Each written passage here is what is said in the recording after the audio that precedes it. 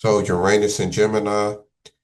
Uranus rules Aquarius and it rules technology, friendship, rebellion, revolution, forward thinking, sudden change. Is some of the things that Aquarius and Uranus rules. And well, I said technology, so that goes with social media and stuff. So his is in Gemini. So we already then talked about Gemini enough. We know Gemini is the air sign dealing with communication. Uh, is the communicators of the zodiac. So everything when it comes to Uranus, when it comes to being unique, that's another thing that Uranus and Aquarius rules, being unique and original and and change and revolution. So here's been a Gemini, we know an air sign and a communicator. He's going to be somebody who forward thinking and wants to revolutionize the way that we communicate. So it stopped giving us a breakdown. Let me pull it up. What did I say?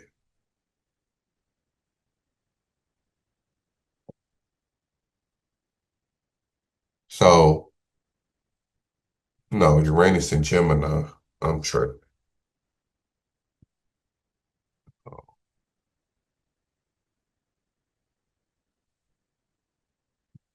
Uranus in Gemini signifies a period of heightened intellectual curiosity, technological innovation, and a focus on communication and information exchange. This placement suggests a restless, adaptable, and unconventional approach to learning and sharing ideas, potentially leading to breakthroughs in technology and a greater emphasis on individual expression. So Uranus is the planet of revolution, innovation, and sudden change. It wants to break free from limitations and promote individuality and freedom. Oh,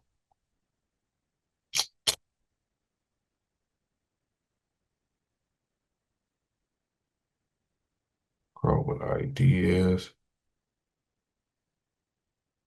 People who are born in Uranus and Gemini are often ahead of their time, interested in new ways of thinking and prone to exploring unconventional ideas. So, yeah, that's basically what it means that people with Uranus and Gemini is going to wants to be innovative and revolutionary when it comes to the way we communicate and the way that we go about doing things, being unconventional.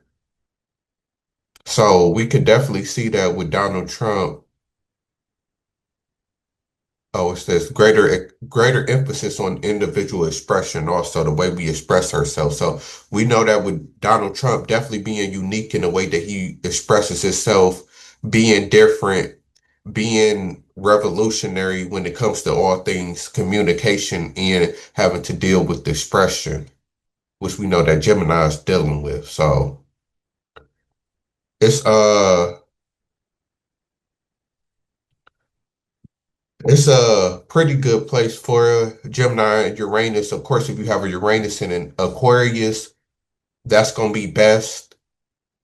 But what's the opposite of Aquarius is Leo. So people with Uranus and Leo might struggle when it comes to innovation and change and all the things that have to do with Uranus and Aquarius.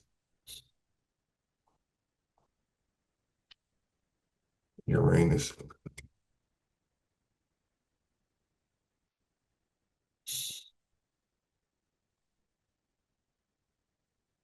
So while it can lead to innovative and inspiration change, it may also present challenges related to ego, control, and a need for constant validation. And we know that Aquarius and Uranus is the opposite of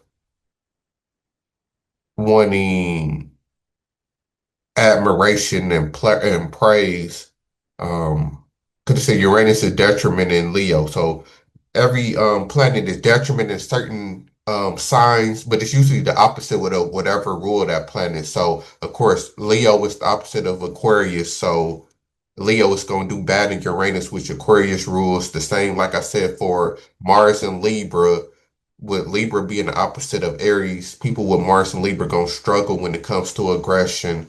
People with Capricorn moons, because Capricorn is the opposite of Cancer, they going to struggle when it comes to being emotional and being able to emotionally connect with people. So it says, no, where was I at? Because Leo pride and center of attention really distort the planet's capability of properly advance revolution. So what I take from that is like people with Leo and Uranus, they don't care too much about being in the center of attention and too much about what people think to create revolution.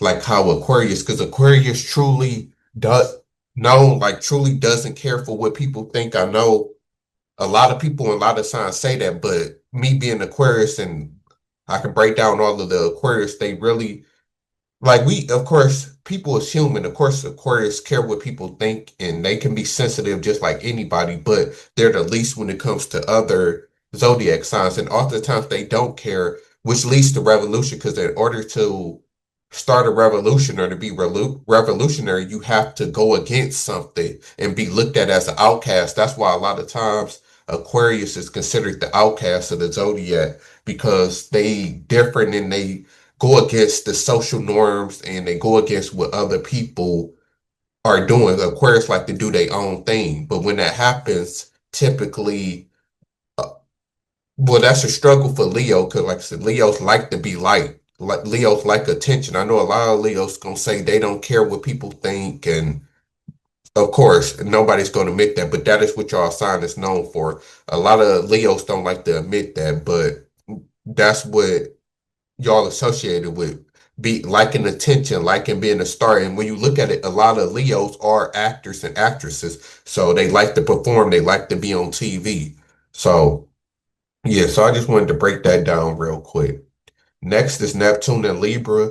Neptune is ruled by Pisces and it rules dreams and illusions, artsy things. So Neptune and Pisces actually rule music and art.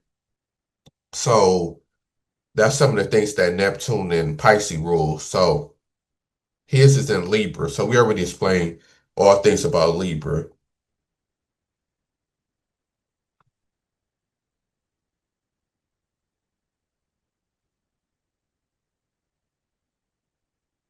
Uh,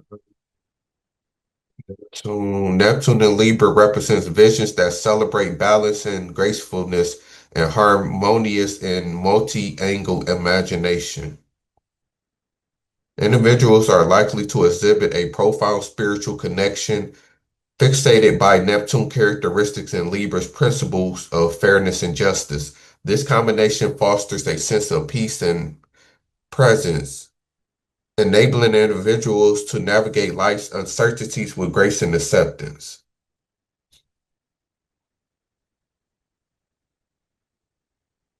So, you know that Libra is the sign of partnership. So this is all of the people who has a Neptune in Libra.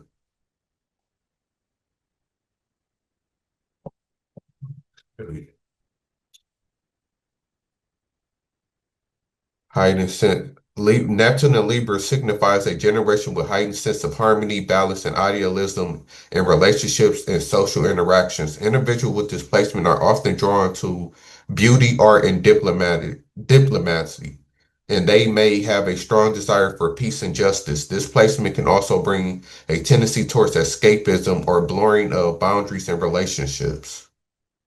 So this can speak to him wanting to be involved in politics and law and justice, because we know a lot of Libras is the sign of justice also. So there's a lot of Libras who are judges and politicians. Think Kamala Harris is a Libra, and Johnny Cochran was a Libra. There's a lot of Libras in politics that's judges and lawyers and things like that. So that's basically what Neptune and Libra is like. And when it comes to partnerships and relationships, that's what they gonna connect with Neptune being the planet of dreams and illusions. So that's something that they can think about, fantasize about. Their dreams can be about about justice, about partnerships, relationships. Basically, is how it tie in because with you have to think about what the sign is related to what the planet is and how that connects. So that can, like I said, explain his need for justice and being in politics, and also it could also matter when it comes to his relationships too. But like I would say, when it comes to relationships, we can only go by what we know about celebrities. We don't know them personal. So I say that every video too. Some of this stuff only the person or people close to the person will know because we only see the outside or what's in the media or what they portray. We don't know what goes on behind closed doors to speak on their total personality. So next is Pluto and Scorpio. Pluto, no, Pluto and Libra. Pluto and Leo. Pluto rules Scorpio, and Pluto is the planet of death and transformation. So Pluto is all about the dark things. We know Scorpios get associated with being dark and mysterious, and because Pluto is the dark planet, the furthest planet, gets I don't think Pluto get no sunlight or it gets the least amount of sunlight. So that's all things relating to Pluto and Scorpio. So his is in Leo. So we already know about Leo, which I done broke down already from it being a detriment in Uranus to his Mars in Leo. We know Leo's is ruled by the sun. It's about being a star. It's about shining. So it's kind of the opposite of Pluto because the sun is the brightest planet. Pluto is the darkest planet. Leo's probably is the most out there shining sign. Pluto is the most dark and laid back, mysterious type of sign. So that comes just across like Leos want to be in the spotlight, want to be shown. A lot of Scorpios don't like to be in the public eye. They like to be low key. They like to be to themselves. They like to, hide in the dark rather. So um let's see how this relates.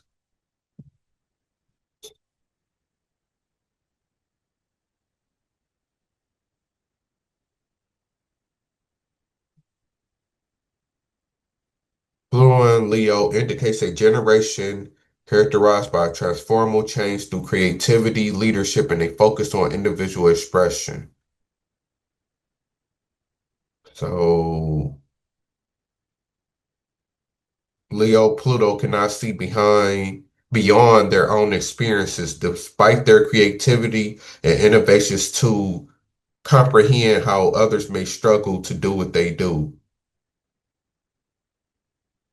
Yeah, struggle. So it says the potential challenges is the emphasis on the individual expression can sometimes lead to disregard for the collective or a tendency towards selfishness. Pluto's influence can manifest as a desire for power and control, potentially leading to conflict. So we already know this about Donald Trump already. As Pluto transitions into fixed signs like Leo, it can create resistance to change and a desire to maintain the status quo. So we know that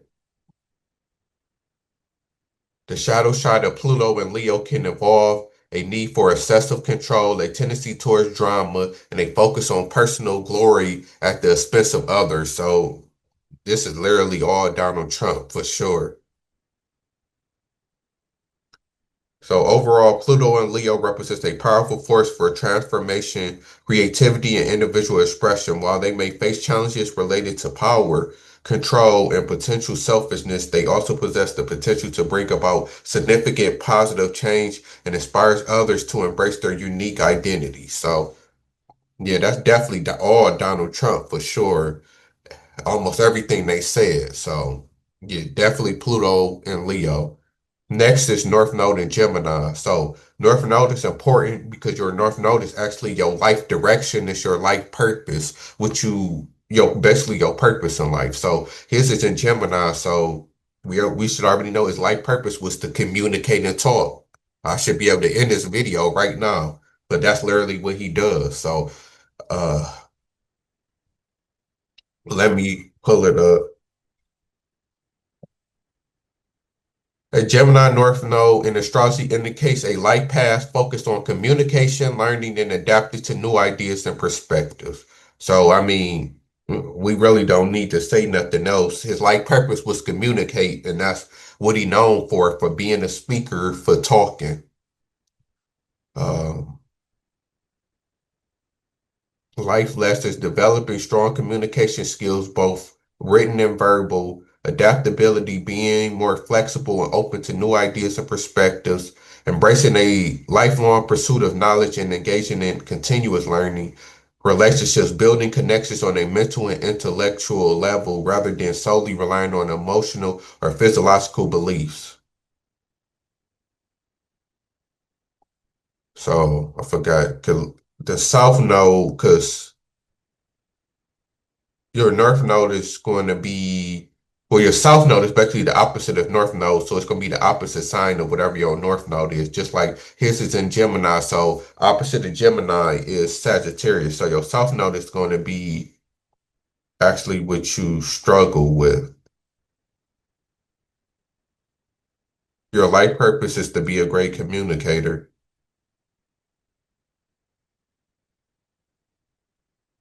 Okay, so your challenge is to is learning to plant roots in one place. If your North Node is in Gemini, your South Node is in Sagittarius, the wanderer of the zodiac. The North and South nodes are conjunct, conjunct, conjunct on each other, and they're always polar opposite signs. Your Sagittarius South Node means that you're adventurous and love to travel, but you struggle with slowing down to build a home. Your goal is to calm this restless energy and focus on your home life.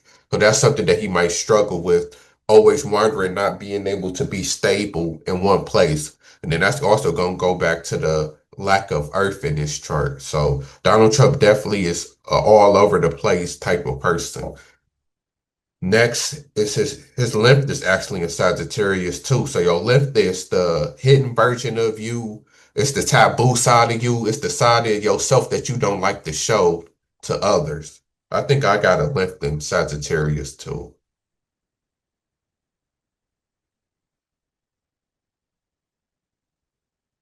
Hold up. Because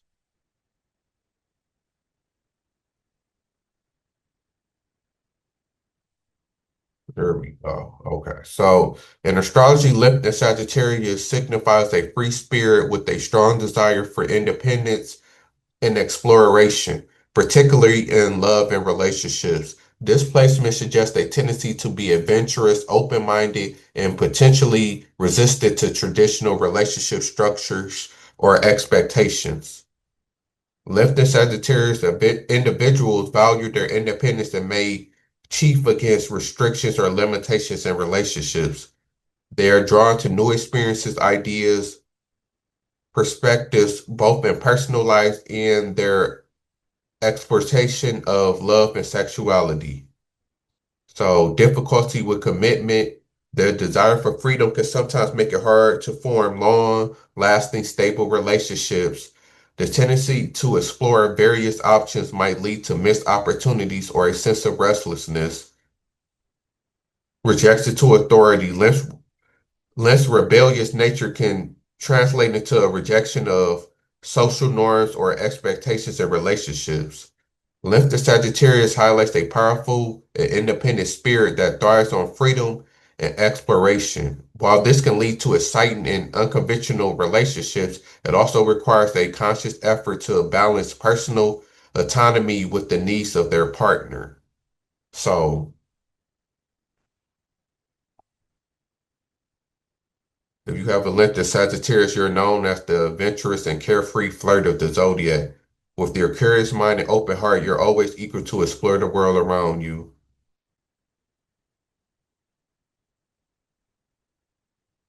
So, yeah, definitely know all you think about Donald Trump, but just basically saying that in a relationship, he can struggle.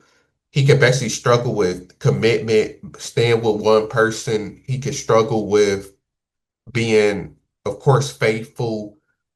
caring about what the other person thinks in a relationship, so he can be kind of dogmatic in relationships. And then he's going to be you wanted to explore, wanted to do different things. So, like I said, on top of Donald Trump being married all of this time, his whole chart speaks to somebody who's basically going to be a cheater, um, and somebody who not going to be grounded and faithful for the most part.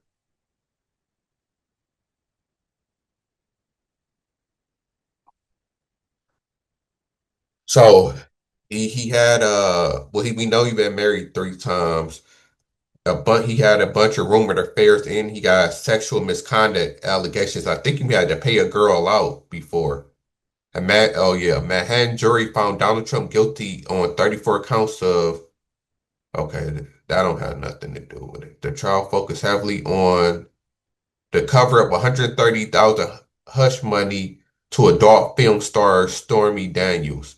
So he had to pay a girl 130,000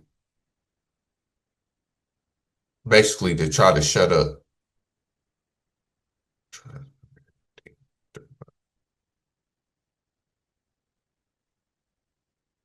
Married 1977.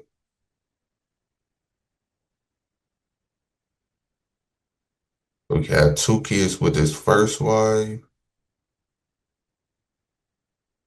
Reputation was tied to his Playboy image, which came with rumors of affair. According to one report, Trump tried to get Playboy magazine to run a Girls of Trump spread featuring his employees.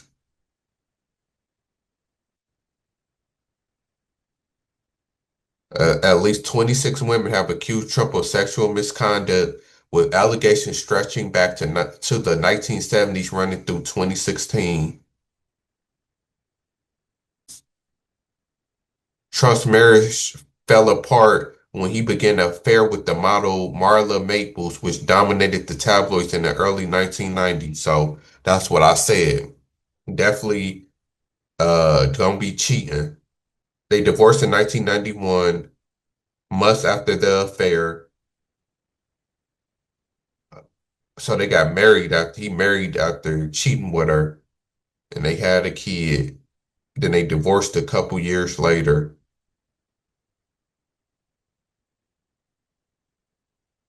So he met his now wife in 1998. They got married in 2005.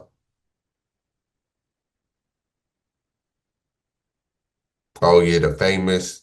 You can grab women because when you famous, they let you do it. He had a kid with her.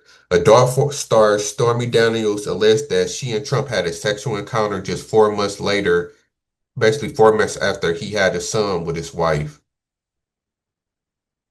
And he paid her 130,000. So that doesn't look good. Another Playboy model claiming that they was together in 2006. A number of women have alleged that Trump sexually harassed or assaulted them during his relationship and marriage to Melina.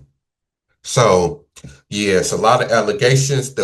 Only the one that's well, there's 2 of them that looks like they was for sure, and that's when he left his first wife to get with his second wife, and then the Stormy Daniels paying her 130,000. That seems kind of suspicious also. So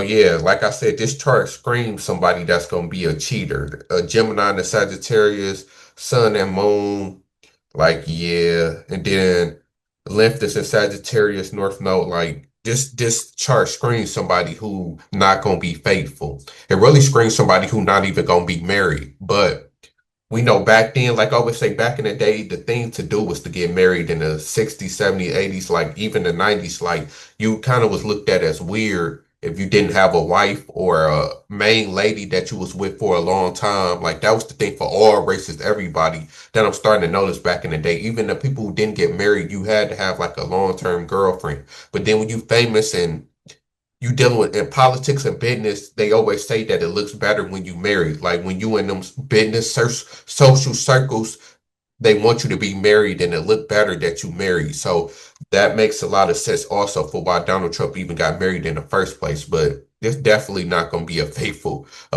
person. So we gonna end it with facts about Donald Trump.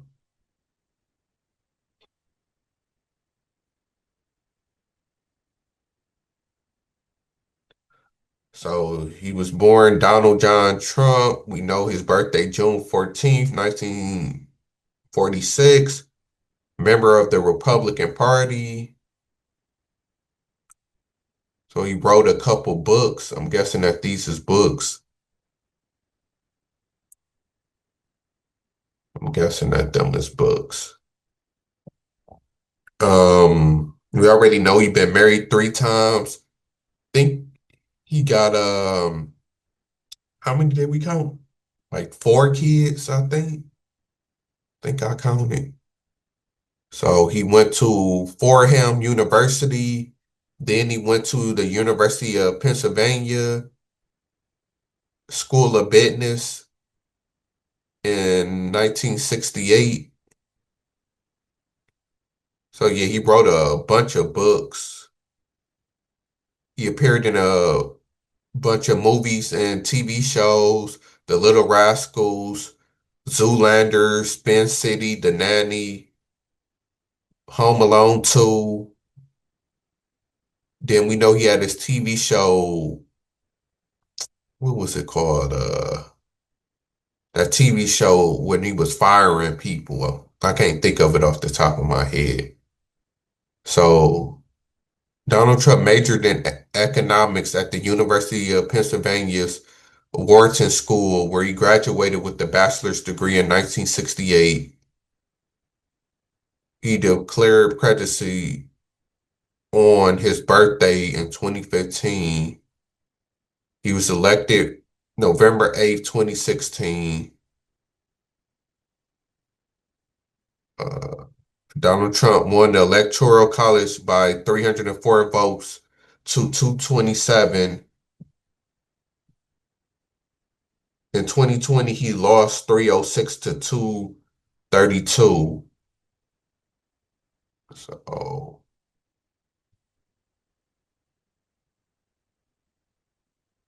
we know he from New York.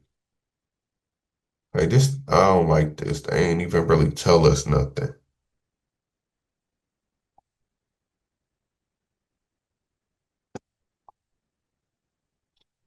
I'm trying to find some stuff that we don't know.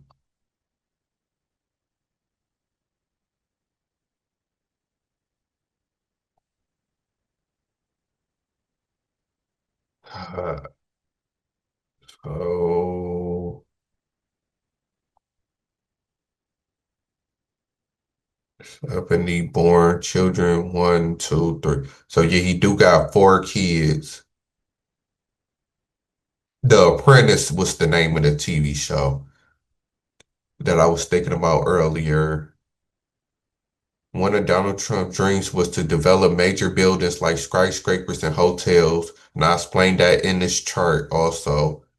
The first major project began in 1976 when he purchased the rundown Commodore Hotel near Grand Central Terminal. He renovated the hotel and turned it into a grand hotel. It was a great success. Over the next several years, Donald Trump would build and renovate skyscrapers throughout Manhattan and across the United States. Some of his signature buildings include the Trump Tower, the Trump World Tower, and the Trump International.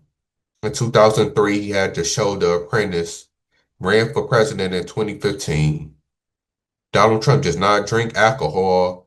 He made this decision when his brother Fred Jr. died of alcoholism. Trump has co-written several books. Despite his success, several of Trump's businesses have had to declare bankruptcy in order to reorganize and pay off his debt.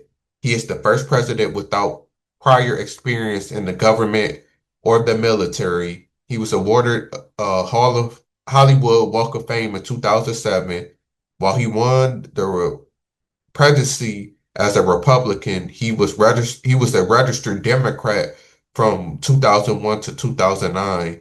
At the time of his inauguration, Donald Trump had 8 grandchildren. So, those are facts about Donald Trump. I'm gonna leave it at that. So, yeah, I mean, another episode of Proof that Astrology is real. Everything lines up for sure. Everything makes sense. There's really nothing else really to say for real. So yeah, that's it. Shout out to all of the Geminis. Next up is Cancer season. So next video is gonna be about Cancer. So stay tuned for that. And I'm out.